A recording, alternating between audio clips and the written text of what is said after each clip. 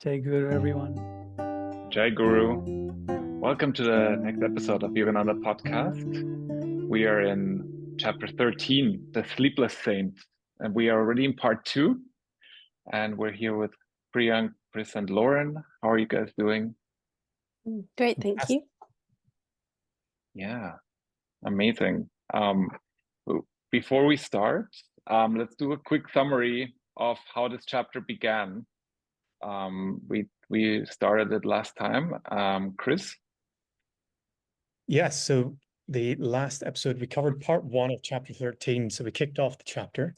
We did an expectations, really what we were looking forward to in the chapter. We covered that. And then we went into the plea, the hint, and the betrayal. That was in this first part that we covered. And really what this was the plea from young Mukunda to his master, Sri Yukteswar, to permit him to go to the Himalayas, which we were incredibly shocked at. Of course, we covered the hint that Sri Yukteswar gave him in response, in that he and not a hill was his master. And then the betrayal of Yogananda's intuition that he indeed actually prepared for the journey, started preparing for the journey, but he did it with a heavy conscience. So we covered really intuition and the power of intuition and how to develop that. Yeah, it was a bit difficult to understand why he would leave the hermitage, but he was very set on going to the mountains. And so I don't know what the connection really is here between the Himalayas and this person, but he heard of the saint Gopal Muzumdar, who will feature in this book later again for other reasons. And so he has a Sanskrit professor at his college, and he knows him. He seems to be a personal friend, and at least so he says. And so he said he went to his Sanskrit professor and told him, I want to meet this Gopal Muzumdar. Please give me his address. I want to go visit him. And that's what the professor did. His name was Behari Pundit. I think Pandit might be a title, I'm not sure, but Behari Pundit was giving him the address. And so Yogananda was on his way. One fact that he also mentions is that Gopal Muzumdar is also a disciple of Lahiri Mahashaya. So, which is somehow it's a small world in there. There's the world of saints in that area. Everybody seems to know of Lahiri Mahashaya or be his disciple. And he's told him he lives in a little town called Ranbajpur, which is near Tarakeswar. So that's what Yogananda wants to do. He wants to go to Tarakeswar and then walk from there to Ranbajpur. I have a quick comment. He mentioned, so he said, "Sir, you've told me about your friendship with the great disciple Lahiri Mahashaya." So they obviously discussed him in.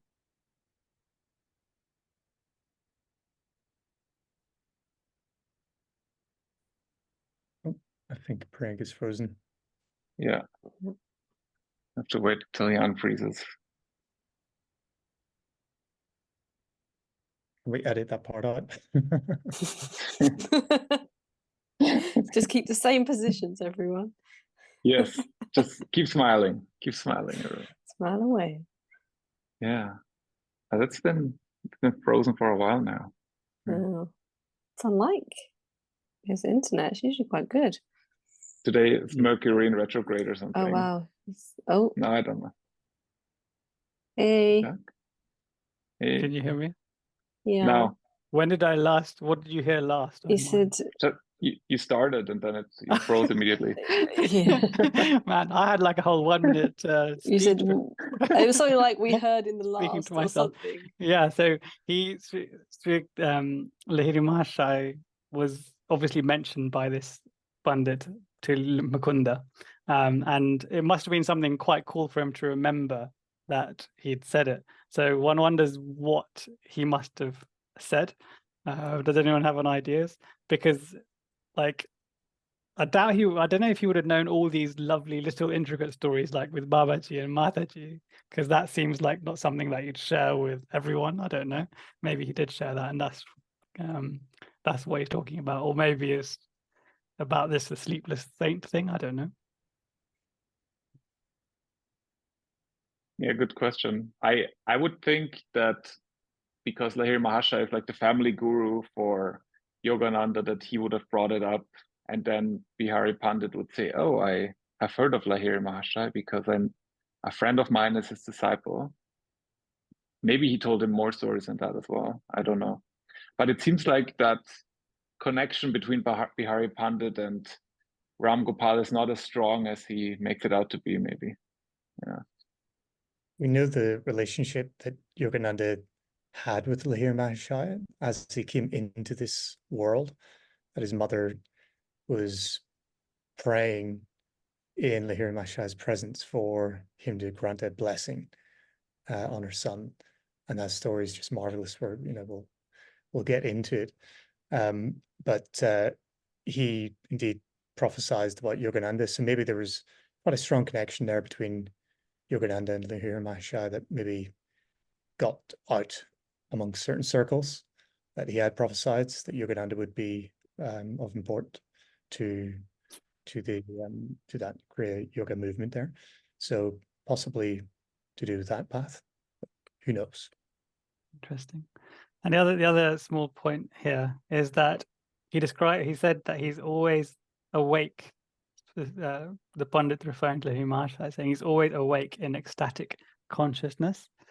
And I remember reading about this in God Talks with Arjuna, and there's obviously Guruji mentions this a few times, but also we know Lahiri Mahasaya is also one of those that didn't need to sleep, and he used to give darshan through the night, and people used to go see him through the night.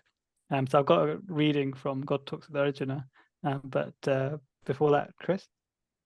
Yeah, I just want to throw in a comment. We also know that Mukunda was, let's say, a very keen questioner. He would ask, people a lot of questions, very keen interest and curious, and always seeking out saints and wanting to visit them. And, so he was probably, doing what he did best, which was inquiring and asking people. So when he says, "You told me," that was probably because he was asking. Good point. But yeah, the point again about the sleepless, sleeping, not sleeping at night, but meditating is made a few times by Yogananda in various writings. But here in chapter 4, verse 15, it's mentioned nicely. Lauren? The earnest devotee, renunciant and householder alike, meditates intensely at night when he is free from the interruptions of the world, and at daybreak before he begins his duties, and works throughout the day just to please God and his true servant, his Guru, whose only wish is to help the disciple find God. One should feel the divine presence and, inspired by it, work in obedience to the spiritual guidance, the sadhana, given by the Guru. One thereby follows the surest way to live and work without misery. To do what one wants to do is not freedom, but to do what one should do, guided by the wisdom of a true Guru, leads to complete emancipation. Very nice. I was wondering, I don't know if you ever, sometimes you have a free night, and you can afford to wake up late or something, and you think, oh, I can do a long meditation, and you can get into a deep meditation at night. I certainly can, just when nothing else is happening, especially if no one's home. No snoring or anything in the house, but you can just get into a very nice, because everything's really calm and still when no one's home. I don't know if you noticed that. And then you seem to be able to, so some nights I like to really put this into practice, but it's very few and far between. When I sometimes I get worried, oh, if I meditate too much, I'm going to be like really tired tomorrow. Let me just, these like thoughts go on in the back of your mind and just stop you from like going further, and you just like wake up. But whenever I do like let myself go, I really do have good meditations at night through the middle of the night. It's a very good habit. I tend to do my long meditations. Oftentimes it's because someone organizes them, but they're oftentimes during the day, and I find that easier because at night I oftentimes fight with fatigue, and in the morning I don't have that excuse. I can just it's much easier for me to do. But it's a great habit to do it at night when nobody's home. So we're moving along in the story. So he talked to Behari Pundit about Ram Gopal. He gets his address and off he goes. Mukunda, he's in training for Tarakeswar. Like I said earlier, it's like 65 kilometers away.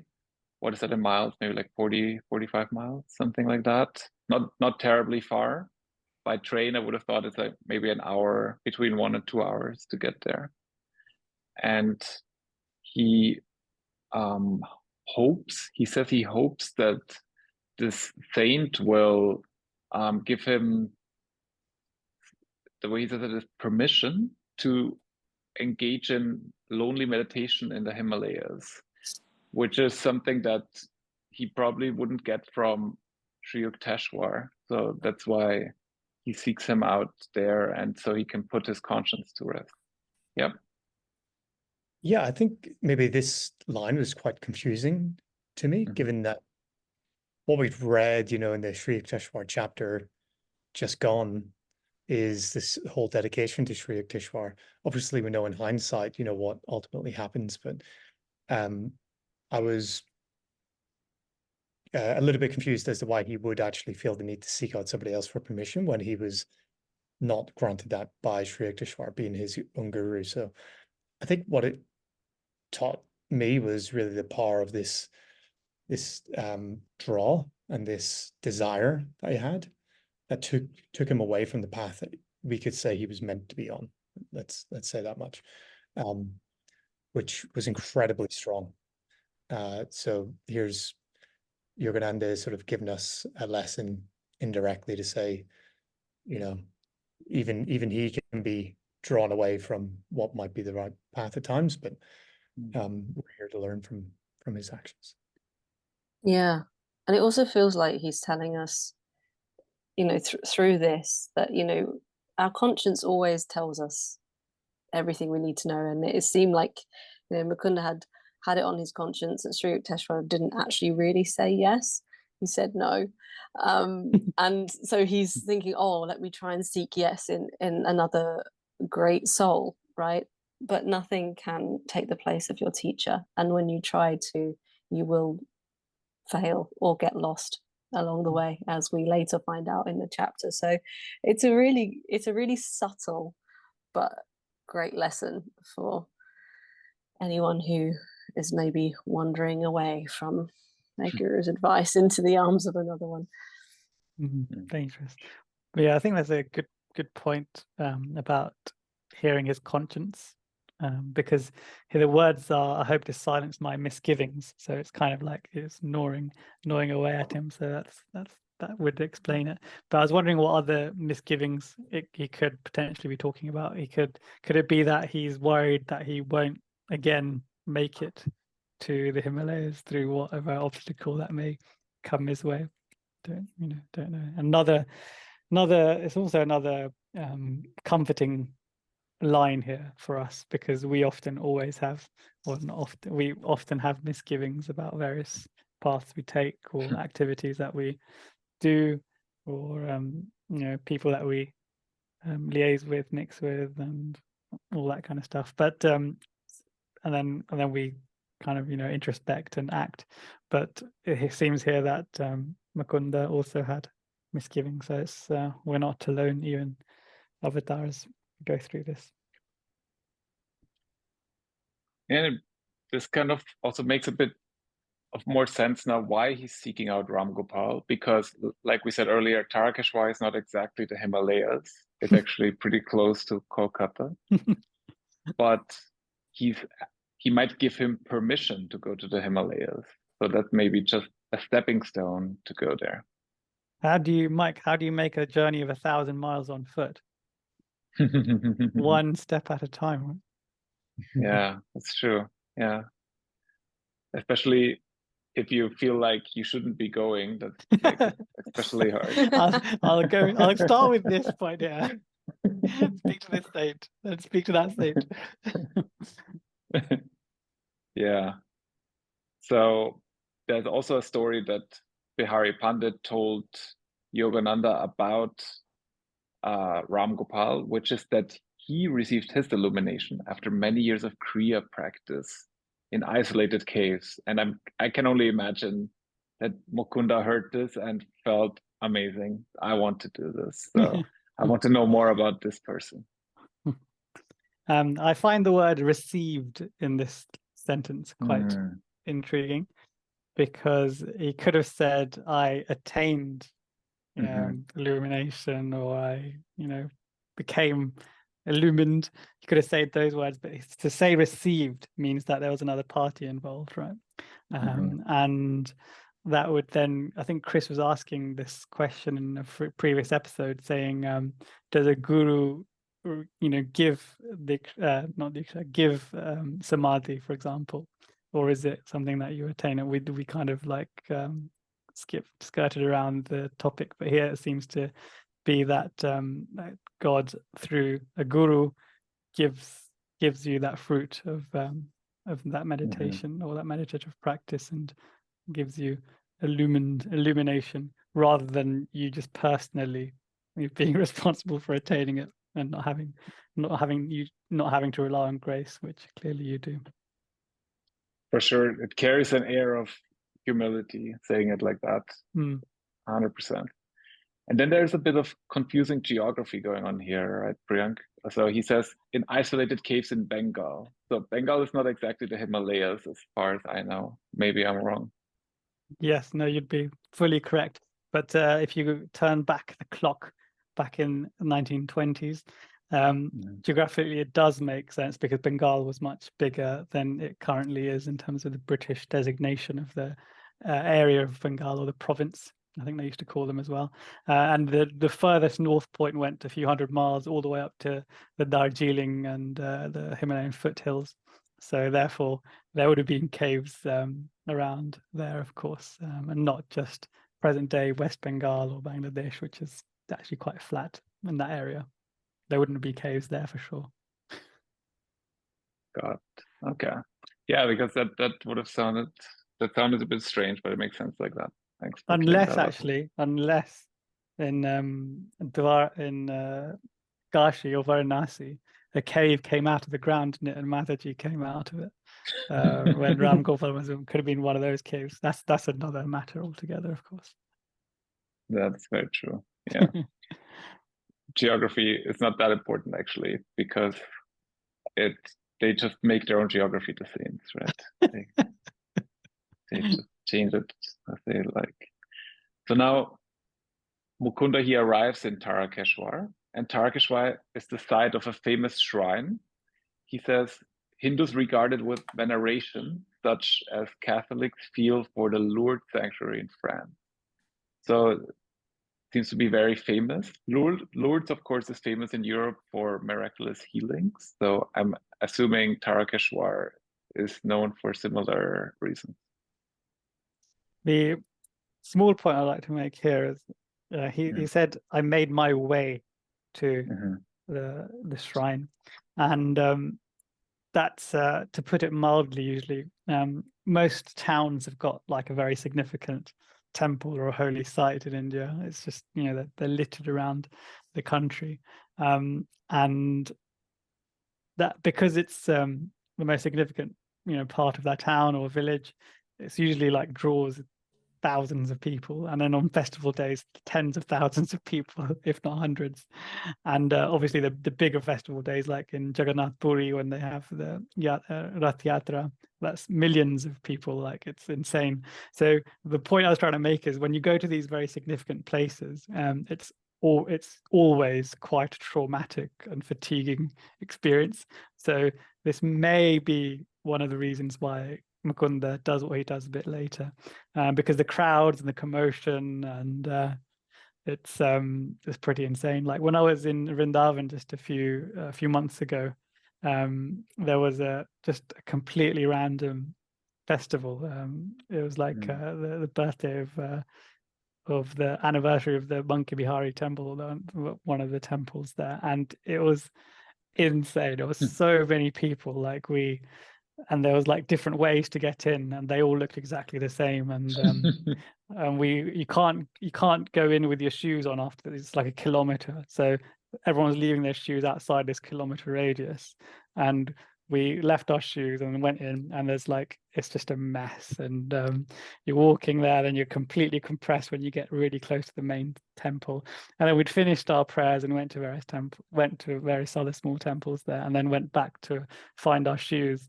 And of course, we couldn't. All the exits looked exactly the same, and there was tens of thousands of different footwear that looked. We couldn't find ours, essentially. Yeah. So we walked around, literally. God, the Guru's made us walk around Vrindavan we walked 2 or 3 hours just looking for our footwear, and we just didn't want to give up. It wasn't expensive, but we didn't want to give up. And I comforted myself in the fact of knowing that we're treading the same soil that Bhagwan Krishna treaded in his Ras Leela when he was a child. So they made us really absorb that energy. Did you find the shoes? Yes. Wow. You know me, Lauren. Not one for giving up. That's true. Are you sure they were your own shoes, or did you find someone else's shoes? British flag with Carrymore, so you can't. That's funny. No, they were unique in India, the British flag shoes. Okay. Spat upon. I'm just kidding. So since Guruji, he likened Tarakeswar to Lourdes, we can talk a little bit about Lourdes, the famous grotto in Lourdes, and next to the grotto is a famous spring, and out of that spring comes water that is supposedly healing water. And there was a great saint there, Saint Bernadette of Lourdes, who grew up there and became a nun later in her life. There were some miracles happening around this spring, and we can read about it a little bit. We prepared a short reading for it, basically about Bernadette growing up and running errands for her parents and in school, and at some point finding herself in that grotto, that auspicious place, and she sees a miraculous light there, and she then shows that light to her peers, and the whole town starts talking about it, and they are trying to figure out if it's a miracle or if it's a scam, and she should be punished for it. So that's Lauren, do you want to start reading? Mm-hmm. That afternoon, while fetching firewood with her sister Marie and a friend, Bernadette waits for them in the Masabiel grotto. Distracted by a strange breeze and a change in the light, Bernadette sees a beautiful lady clad in white, standing on a rock niche. Bernadette tells her companions what she saw, and they promise not to tell anyone else.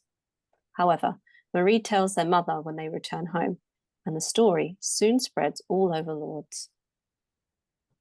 Many, including Bernadette's aunt Bernard, are convinced of her sincerity, standing up for her against her disbelieving parents. Bernadette continues to repeatedly visit the grotto as requested by the lady, accompanied by other citizens of Lourdes, while Abbé Dominique Peramel refuses to get involved. Civil authorities threateningly interrogate Bernadette, but she confounds them with her simplicity and stands behind her story.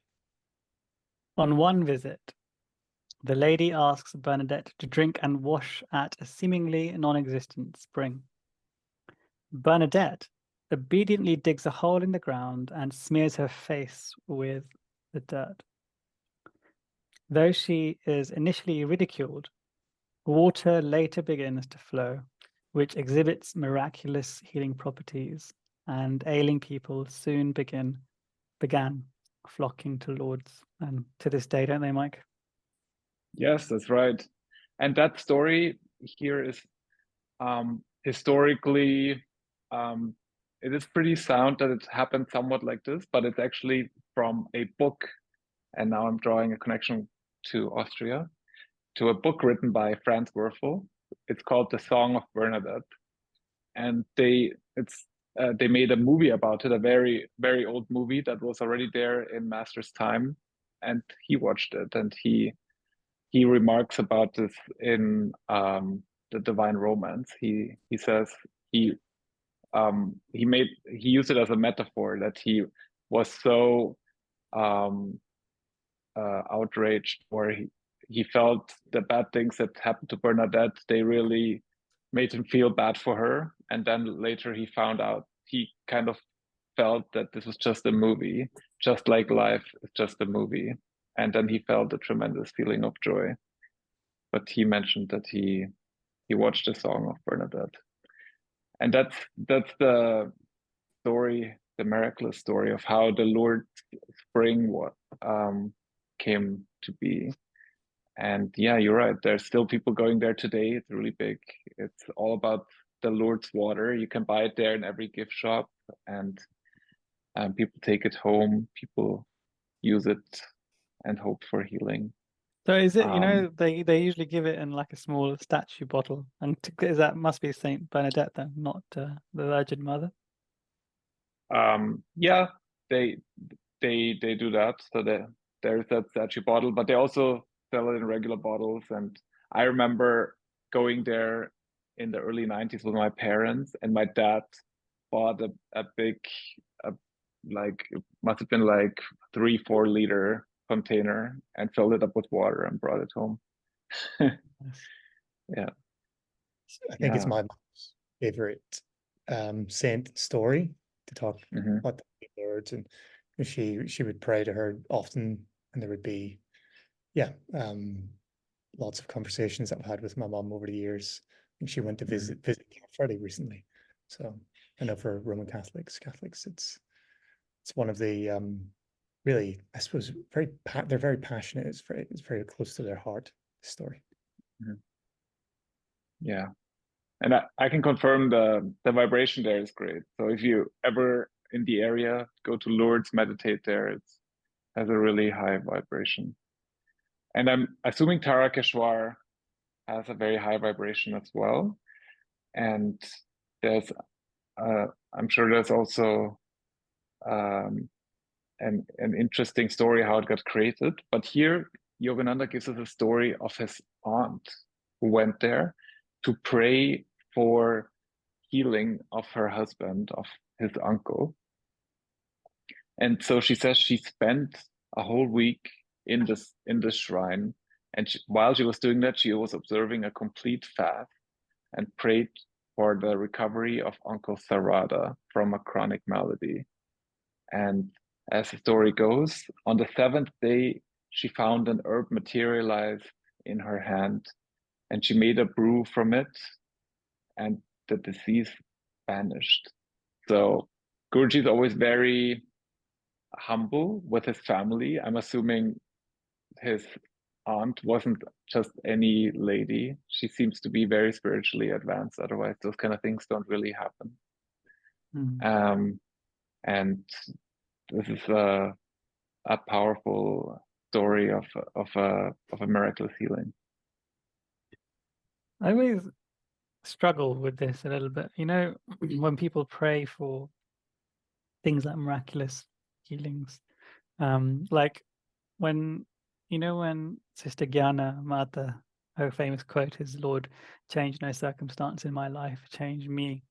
It's like the highest acceptance of whatever comes your way, you're meant to go through it, etc. But then we have stories like what Yogananda has put here, where his aunt, went through this process and asked God to intervene, and God in this case, and often with us as well, actually responds to this prayer, and then grants your wish.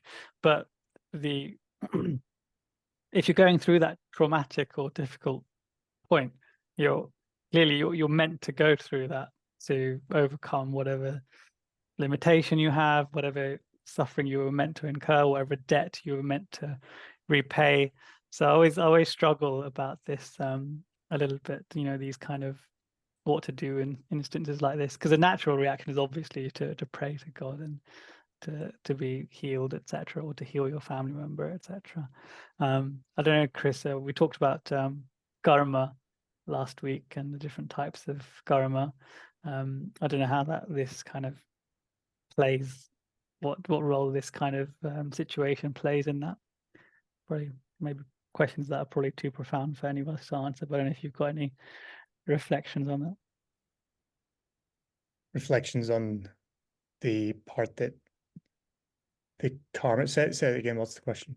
The question was, you were meant to go through it, right? But you can ask God to intercede and take you away from that situation and heal you, your family member, etc. So then that karma, that the debt is still going to be there, isn't it? Because you haven't paid that debt, or whether it's sickness or some other misfortune or some other pain or whatever it is. So in the karma equation, where does that kind of sit? I don't think it actually would be that it would still be on the karmic structure, let's say. If, from what I understand through Yogananda's teachings, that through devotion we can actually burn a lot of our karma, like through simple devotion and meditation, and that devotion towards God, that our sins can be undone, but the devotion has to be true. It can't be falsified. So I believe actually it would be burnt through God's grace, or the Guru's grace. Guru would take it on in that case. But yeah, it's definitely a bit of a head scratcher, but I know there's a lot of forgiveness, and that's maybe a little bit difficult for our minds to sort of comprehend. Devotion is a selfless act, right? But then as soon as you're in this respect, his aunt was obviously in a very devotional mood in this temple, but she's asking for something. So that in that respect, in this case, the devotion isn't just about God, is it? It's about something that she wants. So this is why you don't have to answer this. It's just something that I struggle with, and perhaps one day, hopefully, God will and gurus will allow me to understand. I think karma is not really like 100% accurate tally at the end of the day, right? And I think compassion is a divine quality that I think when you suffer, also God and Guru have compassion for you, and everybody has the same divine quality in them. So when I have family members or friends who go through some health problems, then I always pray for them and hope they get better. And I don't think, oh no, I'm depriving them of a chance to burn karma or something. I hope the karma goes away anyways with it, and the prayer helps, mostly not hinders their progress. I'm not sure, but I never thought about it that way, actually. Maybe there is something to it. It's just Sister Gyana Mata's prayer just so profound, isn't it? Change no circumstance. Yeah, it is. It's insane. It is. Yeah. Change me. Change me. Change my attitude. I need to think about this. I don't know. Shall I pause the recording so we can each come back? And then we'll continue in 2 hours. Yeah. If we do that, I don't think we'll ever finish this podcast. I'm pretty sure the same situation will come up again. The same question. I'm pretty sure it's a thread through Guruji's teachings. Yeah.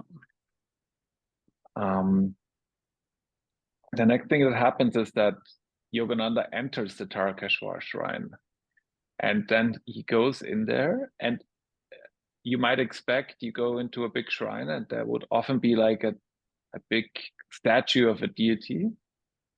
But this one has a round stone that looks, I would say, peculiar. It's like a round black stone with a hole in it. Yeah, Priyank? Yeah, so it's a linga. Mm. Linga is a ellipsoidal form that's usually associated with Shiva and the formless, the formed, formless, infinite. And Shiva is significant for us because one of Babaji's names is associated with the incarnation of Shiva, and then there's also in Lahiri Mahashai's house, there's a Shiva Linga, just probably similar to this, maybe slightly smaller. And in the Ranchi ashram, there's the ancient Shiva temple right inside the middle of the complex that Guruji decided to keep. He could have, moved it, but it's there. So it's out of all the forms of divinity and God, this is probably the most common in the whole of India, I'd say. So you'd find it from the very north tip to the south tip, and east to west as well. And in Varanasi, where Lahiri Mahashai is from, there's probably tens, if not hundreds of thousands of lingas, and they're so ancient. We've got no idea how old they are, how ancient they are. Like some of them, it's lots of legend. So this next two sentences, I'll just read them out because I feel like they hold much wisdom, and I haven't extracted all of it. It says, its circumference, beginningless and endless, makes it aptly significant of the infinite. In India, cosmic abstractions are understood even by the unlettered peasant.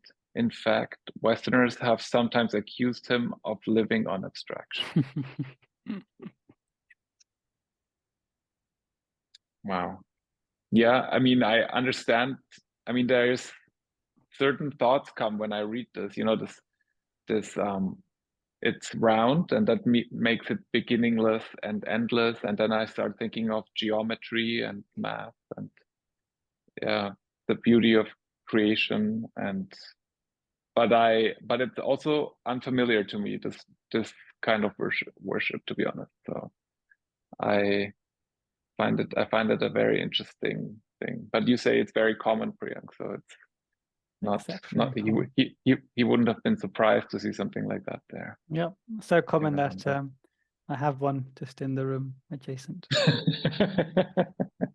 But obviously this small versus what they're much small bigger, version of it. much bigger in temples. So would you be allowed to touch the lingam, or would that be? But it depends on the temples. Some temples can, some temples you can't.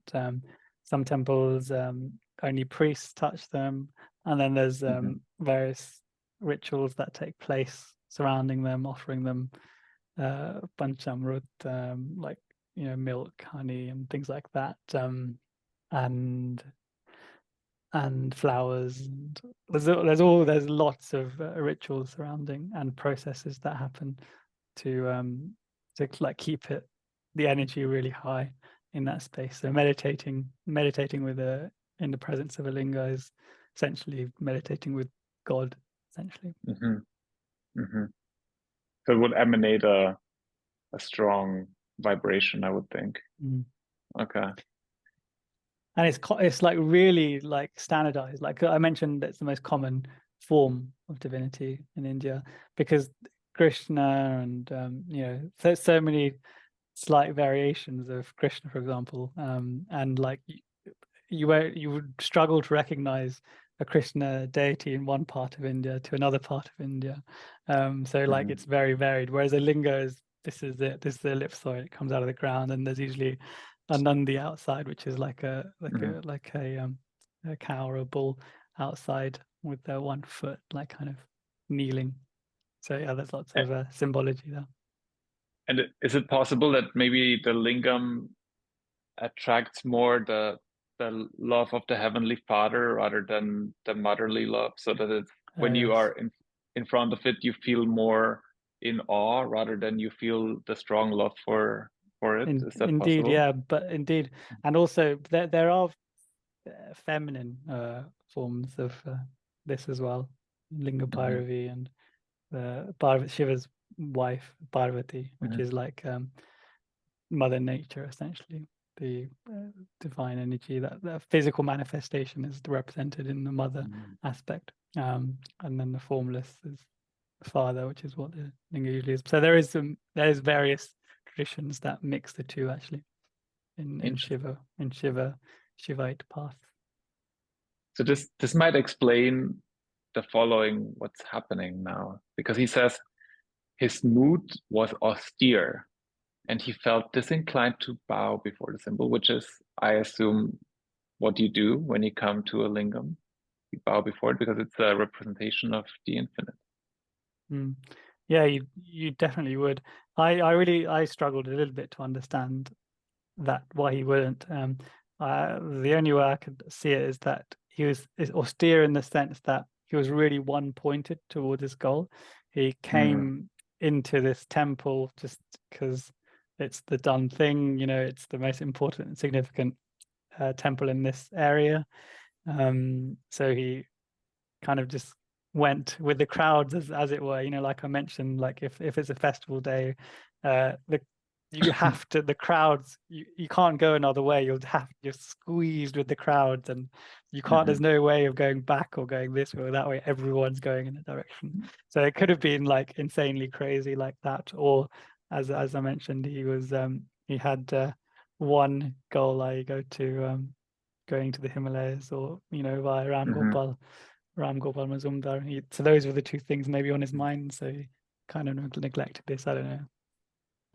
Yeah, he could have, if he wouldn't have wanted to stand in line, he could have maybe bowed from far away to it. Maybe that would have counted. But we will see he gets himself into all kinds of trouble for not bowing. So this is very, very significant for the next episode. And he says something that I didn't really understand. He said, God should be sought, I reflected, only within the soul. And so he left the temple without bowing.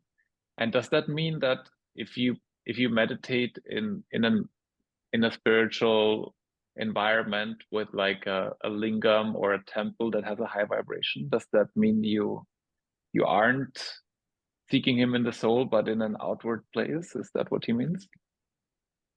Well, I think to Priyank's point, he probably said it quite well, that he was in this austere, let's say, focused mindset, that he was really, wanting to get to his destination, and the environment around him was maybe disregarded. And that's really what he did with Sri Yukteswar. He was right there, looking to Sri Yukteswar, not a hill, not this. It's ironic in a sense, right? But there's people worship all sorts of things.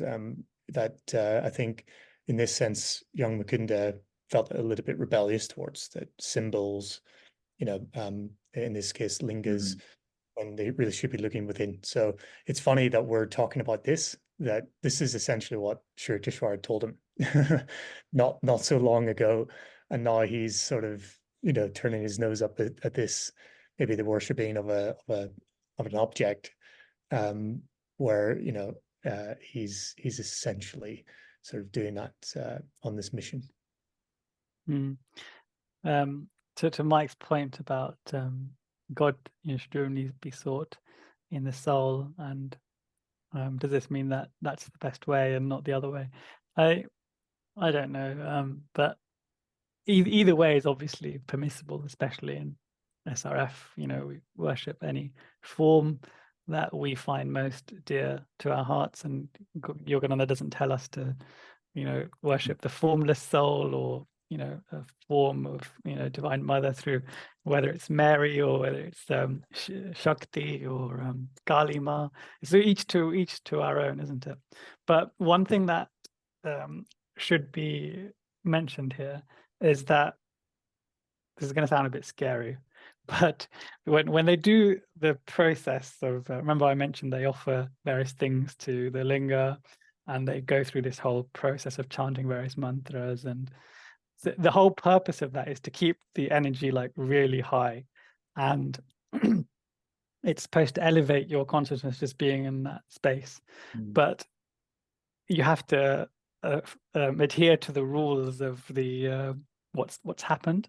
So there's various things that if you, it's very natural and easy to do, and then that'll elevate you. But if you don't do them, it will have a negative impact. So this is obviously what we kind of saw with Mukunda in the mundane way, where he kind of lost time. Not very significant, but obviously it was a bit of suffering on Mukunda's part. But so bowing is a very common one. So they've done the whole process, and after that we bow, and we do that during our services. At the end of the prayer, we bow to you all, and this is exactly what Mukunda neglected to do. And there's other things, other even simpler things, like they offer a lamp, a ghee lamp, and there's sometimes an arati, and after that the arati lamp goes round, and you have to accept that that kind of energy from the fire, that flame, and everyone will do it. You won't leave that space without accepting that process that's happened. And similarly, when food is offered to the deity or to whatever is happening, everyone has to take a little bit. It's called prasadam, and we have this after our Kriya initiation ceremony as well, so that's there. So but if you don't do these things and don't take these, you haven't completed what was meant to happen. So everyone is always very, very religiously observant of making sure that they do all these little things, because they want to benefit from what's happened and not to have the disbenefits. So it's kind of it's etched in our kind of culture, which is why it can be a bit scary going to some of these places, because if you don't know what you're supposed to do, and no, I get that sentiment. You want to get all the blessings you can, right? You don't want to miss out on any. So I think we've done justice to this part of part number 2 of chapter 13. And what is part 3 going to be about, Lauren? Well, Mukunda is unsure of the way and asks someone for help, but unfortunately the directions were wrong. So Mukunda finds himself lost in the wilderness, and then he gets rescued by a suspicious stranger. And it's an interesting part of the chapter. I'm really looking forward to that next time. Sounds like an adventure. Looking forward to it. All right, so then thank you guys and gals, and thank you to all the listeners and viewers. Jai Guru. Jai Guru.